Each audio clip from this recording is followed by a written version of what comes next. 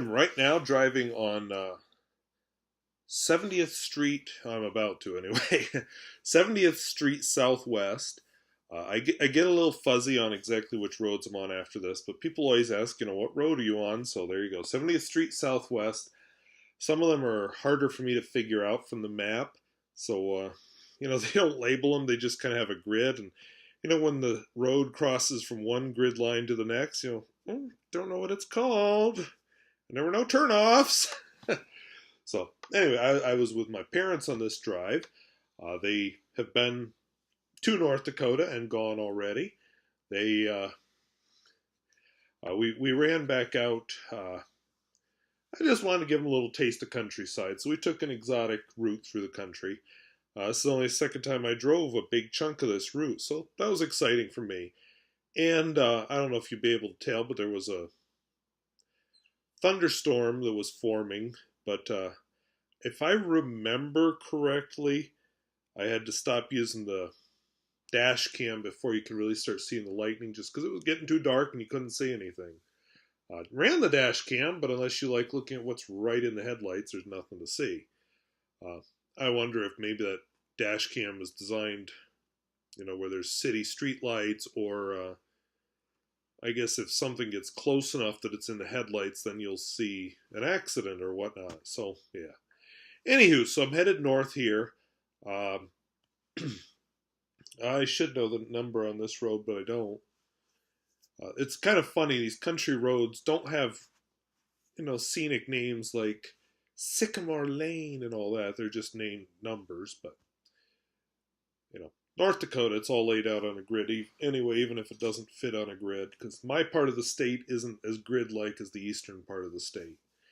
But anywho, I'm uploading this video a little bit of ahead of some others. I have a second trip to Dickinson, which I took back in June, which I'm going to upload. I don't really remember anything particularly special about that trip. Oh, I do. I take that back. I think on that trip I went past sort of, kind of White Butte, but not really. And then I have the trip back, which was special because I came back via the East River Road. That's always a nice drive. I don't remember my topic. Well, no, one of them I think I talked about getting old, which was on my mind for some reason. Yeah, the other one I don't know what I was talking about. But then in August I went to Dickinson again because it seems like about every 2 months I get to Dickinson. And usually I make a September trip to Dickinson, but it doesn't look like I'm going to be doing that this year because usually my September trip to Dickinson is to go watch a cross-country meet. Because cross-country is probably my favorite sport to watch, and I'll tell you exactly why. You're outdoors. You're free to walk around. You're on a golf course. You get all kinds of exotic scenery. You have a map so you can figure out, because I'm a photographer, figure out where the kid's going to look the best. Now, when I say best, of course, like they're working the hardest. I like uphills. Downhills I don't enjoy as much. I like turns. Turns are good. I always kind of scout out the background, even though I usually have the background somewhat out of focus, so the focus is on the athlete, not the background. But anyway, so that's just something I enjoy. And yeah, high school sports. I'll never make any money doing high school sports, but I get some pictures printed in the local newspaper, and parents seem to like them. Oh, I stopped here because I think I told you I'm with my parents. There was something they wanted to photograph. I don't really remember what. If it was to our south there, or if it's something ahead. I don't remember. Anyway, so I stopped for them. I don't know the number on this road anymore. It's not 70th Street Southwest, it's north of that, so whatever it is. Excuse me. But anyway, so I really enjoy doing cross country. I photograph all the school sports, although I will admit I don't take a lot of golf pictures, and I stopped again. Bet they're photographing the farm buildings. A lot of abandoned farm buildings in North Dakota. Anyway, so I enjoy taking photographs of school sports. I think golf I do the least. Golf is very hard to photograph because you can't get too close. And I don't have a good enough telephoto lens to really pick them up. So, you can tell it's a kid swinging a golf club at a ball. And It's really not that interesting. So I don't photograph a whole lot of golf. Um, I'd say, I don't know if track would be next below cross country or basketball. It's hard to say. They both have their good points. I like track because I move around more. Basketball is kind of nice because they run to me. I just go to the corners of the gym and take photographs from there. Um, Boys basketball, you get a lot more the dramatic jumps and so on. Girls basketball, you get a lot more exciting on the floor action. So horse apiece there. Wrestling, we don't do. We have wrestling here. It's okay, I guess. I don't get it. Um, I've learned that when your guy is on top, that's the good thing. It's just not that photogenic a sport. In fact, I'd probably take more pictures, but throw away more because you've got this perfect action, and then boop, somebody moves, and it's just a crotch, and okay, nobody wants to look at that. I like faces in my pictures, so that's kind of what I try to get, and that's why I haven't mentioned football yet. Football is pretty down on the list. I like the fact it's outdoors. We'll go with that. But they're always wearing a helmet. It's always under horrible lighting. Uh, just not. And what this is gonna make me sound un-American, but boy, what a boring sport football is. It just drags on and on and on. And you're constantly watching your watch thinking, oh, let this end.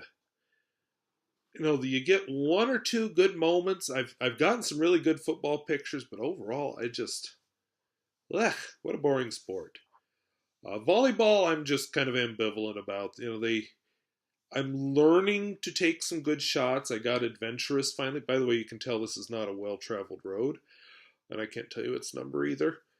But anyway, I've learned to sit kind of in line with the net, and then I can get action on both sides as they rotate and so on. I also had some success sitting up really high in the bleachers with a really long telephoto lens. You can get people spiking and things that you don't get. But I don't do that till I'm sure I have good pictures sitting in line with the net, because you don't get that many. If you get one that's good, wow. But it is hard to get. So I don't really care for photographing volleyball either. So what have we learned from this? I guess I like sports where they're doing lots of running around. Basketball, track, and cross country. And some of the field events in track are kind of fun too. Like when they're throwing the shot put, you get really good facial expressions there. I've gotten some really good javelin pictures.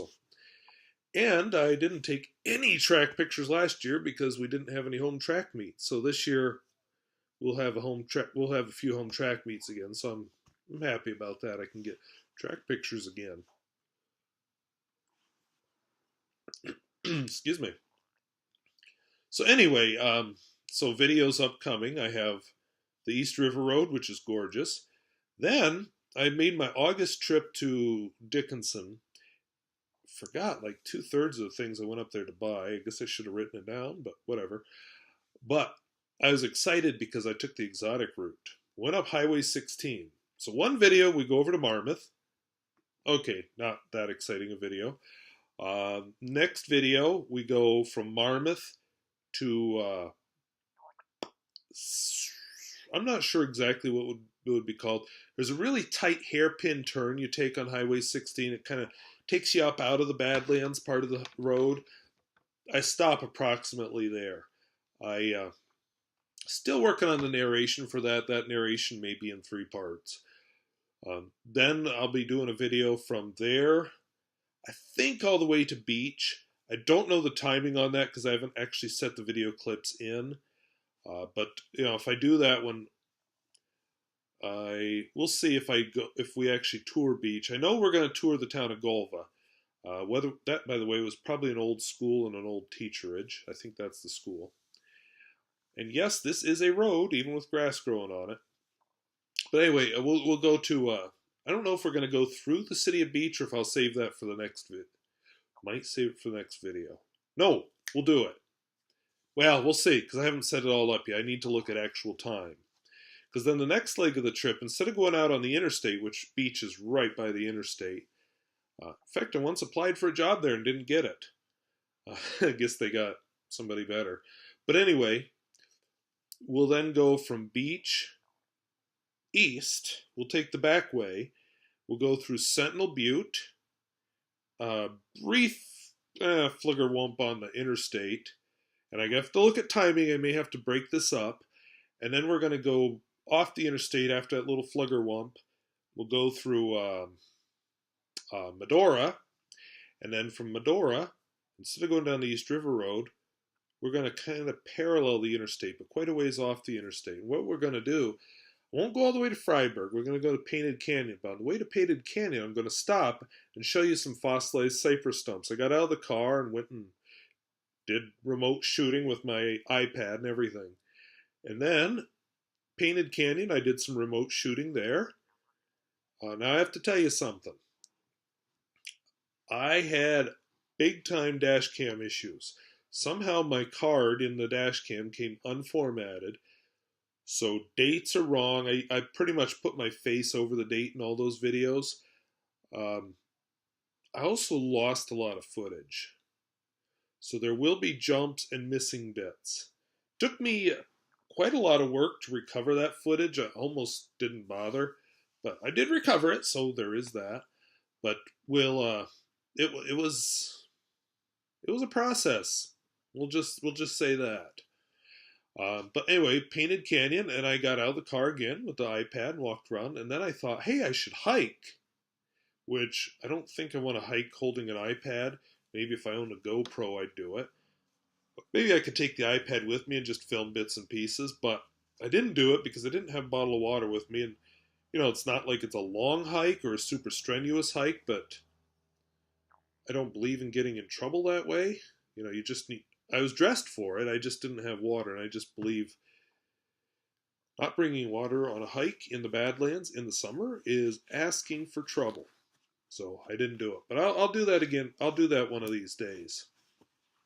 I'll just have to remember. But anyway, we started the car and didn't know it, but I did have dash cam trouble. So I lost a lot of the footage. There's bits and pieces between there and Dickinson, which aren't mostly worth salvaging. I did a tour of South Hart, North Dakota, which is a town. Not a whole lot there. I guess they're going to redo their school, but anyway, just not a lot in South Hart.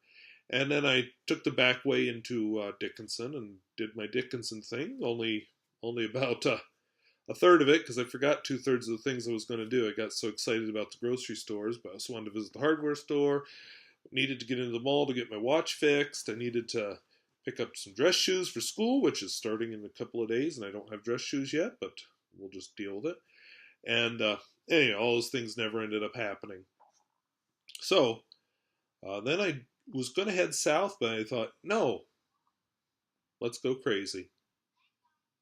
So I went crazy. I went to, somebody was walking by the house saying something that was funny. Anyway, so then I went over to Gledstone, the Gledstone exit. I did not tour Gledstone because sunlight was getting to be a bit of a premium, so I decided to focus on the important part, because that is what they call the Enchanted Highway. You can recognize it from the interstate because there's a great big work of art called Geese in Flight. It looks like a dream catcher, if you know what those are. I'll explain it when we get to the video. But what I did is it's a whole bunch of art installations all along this highway, all the way from the interstate, right around Gledstone, down to the town of Regent, North Dakota. And so what I did is I stopped at each one, got out of the car, used the iPad, because I didn't have my real camera with me, and just took footage of each one. I'm looking forward to that. If you look on my channel, one of my early videos was a tour of the Enchanted Highway in which I used, what was it, a Canon power shot, something like that. Anyway, I used an old camera digital camera I used to own, and my first digital camera actually, but didn't do a driving video. It was more of when I stop, I do video footage. I used to do a few travelogue videos, but That was with my first iMac, and video editing. Oh, I don't know if that looks any better. Video editing with that camera was always, or I'm sorry, with that computer was always painful. It's like pulling your teeth out with pliers. I'm going to turn east here because I'm headed home. We're going to go down we're kind of going to go through the Deep Creek area. There are two schools, which I hope they show up on this video. I can't remember if they did or not. But Deep Creek there's Deep Creek 1, Deep Creek 2. Anyway, back to the story. So I went into Regent, and the video stops there because I did take video after that. The part headed west from Regent over to Highway 85. While scenic, the sun was right there. And you see, oh, this is a good reason for me to do it this way. See how my face down here is just black? Well, the sun was setting, so the camera puts a black blob over the sun, but then everything else is way underexposed, so you really can't see anything. And then by the time I headed south on Highway 22, it was just too dark. You couldn't see anything anyway, so yeah. There's one of the Deep Creek schools. I don't remember which number that is, one or two, one or the other. Anyway, so I won't have that, which is okay. If I spend too long in the car, I get tired and crabby and quit exploring anyway, so it'd been a long day in the car. So this here is a perfect trip for me. Short, quick. It was about half an hour out. Well, less than half an hour. The trip back was longer because I took the scenic route home. I was having trouble because of that formatting issue. I'd changed some settings on the dash cam without realizing it, so the footage out wasn't working anyway. But I think I have all my problems fixed, and life is good again. Except apparently I'm not making a trip to Dickinson because there won't be a cross-country meet this year unless they add one. But I will be going to Beulah, unless they move that one, which they have done before. Beulah is one of my favorites, actually. Has some really impressive hills. And it's a photogenic course, and there's a lot of scenery around Beulah for a driving video. You know, I could go over to Dickinson, but I won't. I'll take you back the back way from Beulah, and I really hope they have that meet now. Through the towns of Dodge and Zap. I'll have to tell you the story there when we go through there. They had a riot there, and the National Guard got called on them. True story, 1960s. So that'll be an interesting trip, I think. And I'll still be able to do my Dickinson thing and pick up dress shoes. So whenever that, I don't have the schedule over here. Whenever that is, I'll film it, and it'll probably be the snow flying before I get it uploaded because these are all pretty late. I mean, I haven't uploaded my June Dickinson trip yet. That's how slow I've been. Anyway, you'll notice, now it's hard for me to tell exactly where we're at here because I wasn't really paying attention, but we're really close, if we haven't crossed already, to the actual Deep Creek. If you ever get over to Fort Dilts, somewhere in this neighborhood, a wagon train got in trouble, came under Indian attack, and ended up holding up over there by Fort Dilts. They threw up, it wasn't a real fort, they just kind of made a fort with earthen mounds, and it's in one of my driving videos, and nobody cares. Anyway, they threw up some temporary protection and called it Fort Dilts. So it was somewhere in this neighborhood that it happened. In fact, I think we're about to cross Deep Creek here because it's looking right. Now, fun fact, I know the people who live in this valley here. They tell me that there are a lot of buffalo skulls at the foot of the cliff. That was Deep Creek. There wasn't no bridge back then, by the way. A lot of buffalo hills at the foot of that cliff to your right. It doesn't look like much in this video, but it's an impressive cliff. So I guess what they would do is get the buffalo to stampede, and then they'd stampede over the cliff, and then easy pickings down at the bottom. So that's what I'm told anyway, is that there are a lot of buffalo skulls. This up here is the other Deep Creek school. One of my very first HDR pictures was taken here, and someday I'm going to have to show you a little bit of my photography. Anyway, I'm going to come up to a T here pretty soon, and then after that, everything's going to look familiar. But you can also see the sun is setting. It says, oh, what time is it? 8:10. So yeah, it's getting late. Plus the storm is over to the west, which is covering up the sun. So you can definitely tell I have my headlights on. Anyway, I ran this at double speed just because I'm trying to keep these driving videos a little bit shorter. I suppose you can,